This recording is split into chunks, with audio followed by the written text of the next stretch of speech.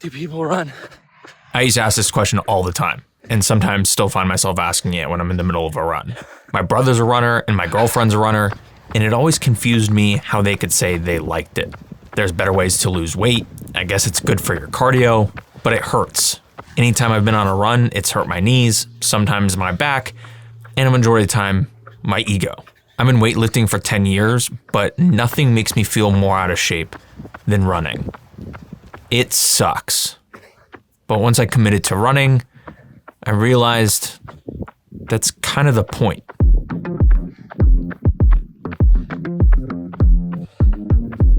Are you happy? Am I happy? That's not even... Truly, I'm just glad that you're happy. I am. Are you happy? Am I happy?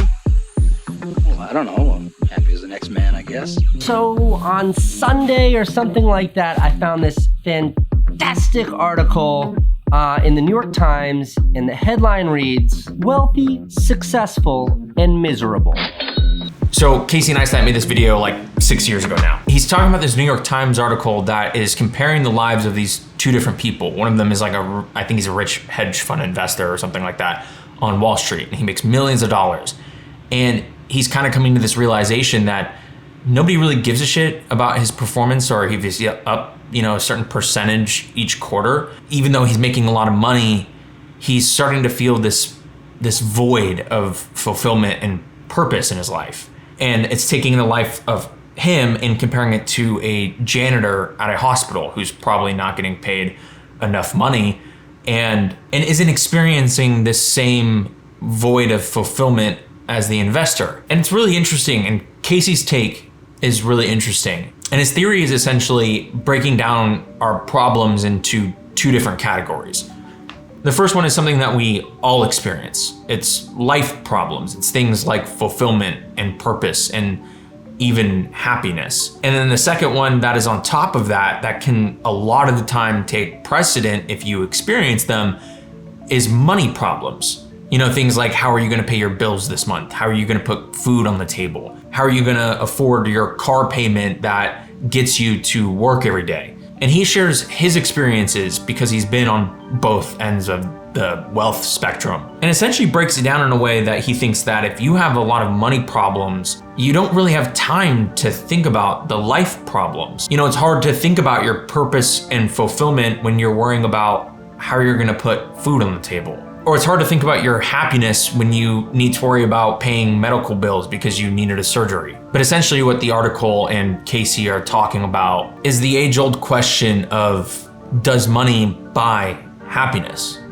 Do you think money buys happiness? Hell no. This seems to be the consensus amongst rich people. And I feel like every single one of us that isn't rich just wants to tell them to shut the fuck up, because we all know it's complete and utter bullshit. But why is it that almost every single rich person will have this same exact answer?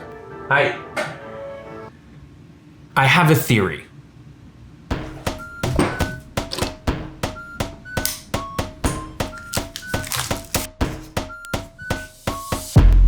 My theory is that our happiness kind of falls on this scale of more or less objective good and bad things that we experience in life. Everything that happens to us is either good, bad, or could be neutral, somewhere in between. But we all have different experiences and different scales, and also different spectrums of things that make us happy and unhappy. But where it falls on this good and bad scale varies based off of perspective. And this spectrum can expand and it can contract based on whether or not we've had more or less experiences. It can also shift.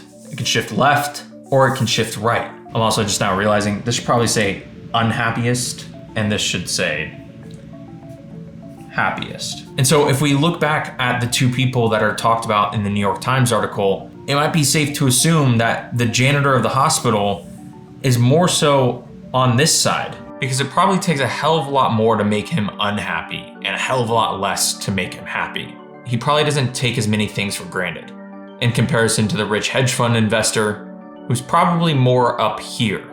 It probably takes a lot more to make him happy and a hell of a lot less to make him unhappy.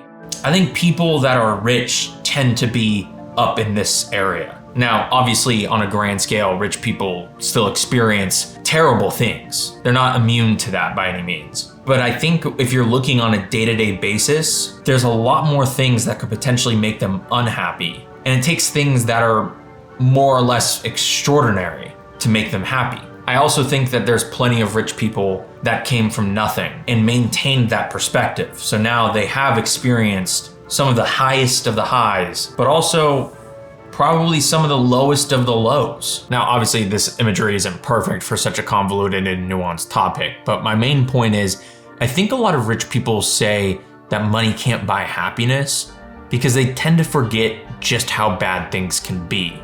Our happiness and unhappiness are shaped by our experiences in life, and those on a scale of years, months, weeks, days, and even within a day can shift our perspective.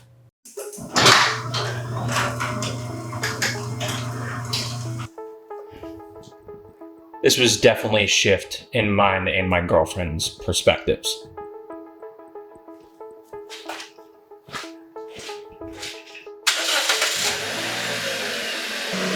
So one night in November of last year, my girlfriend Cody and I were at my parents' for dinner. We get together like this all the time, but our ride home that night was a little different.